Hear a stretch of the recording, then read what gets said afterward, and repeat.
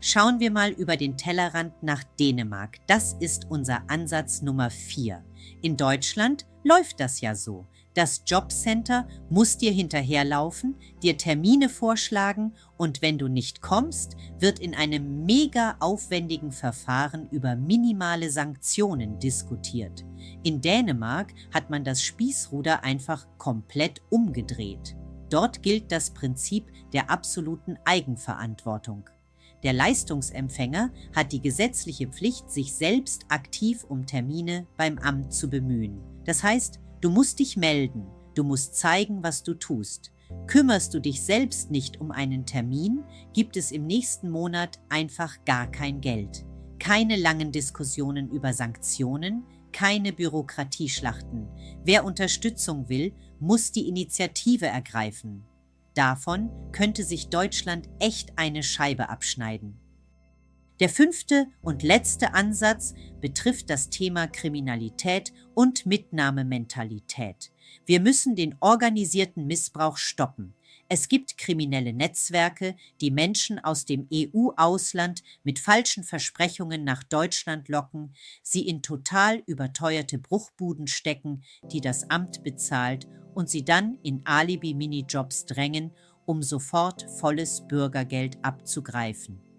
Und dann haben wir die Handwerker, die voll arbeitsfähig sind, aber neben dem Bürgergeld 60.000 € im Jahr komplett bar oder über PayPal schwarz verdienen.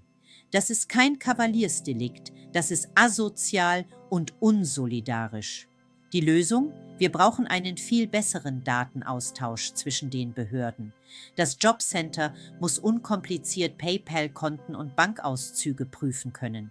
Und wer beim systematischen Betrug erwidert wird, für den muss die neue Grundsicherung gelten.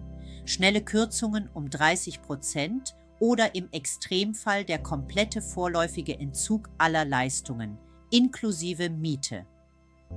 Leute, was nehmen wir aus der Sache mit? Ein funktionierender Sozialstaat ist verdammt wichtig und wir können stolz darauf sein, dass wir ein Sicherheitsnetz haben, das Menschen in Not auffängt. Aber ein Sozialstaat, der sich blind ausnutzen lässt, bricht irgendwann zusammen. Und dann leiden genau die darunter, die die Hilfe am dringendsten zum Überleben brauchen. Die Lösungen liegen auf dem Tisch. Wir brauchen den konsequenten Druck aus Thüringen für junge Leute, die unbürokratische, intensive Hilfe durch Familiencoaches wie beim Projekt Anna, mehr Außendienstkontrollen und endlich das dänische Prinzip der Eigenverantwortung. Jetzt interessiert mich aber eure Meinung. Welchen dieser 5 Ansätze findet ihr am besten? Sollte Deutschland härter durchgreifen oder sind die Regeln gut so, wie sie sind? Schreibt es mir unbedingt unten in die Kommentare. Wenn euch das Video gefallen hat, lasst mir ein Abo und ein Like da.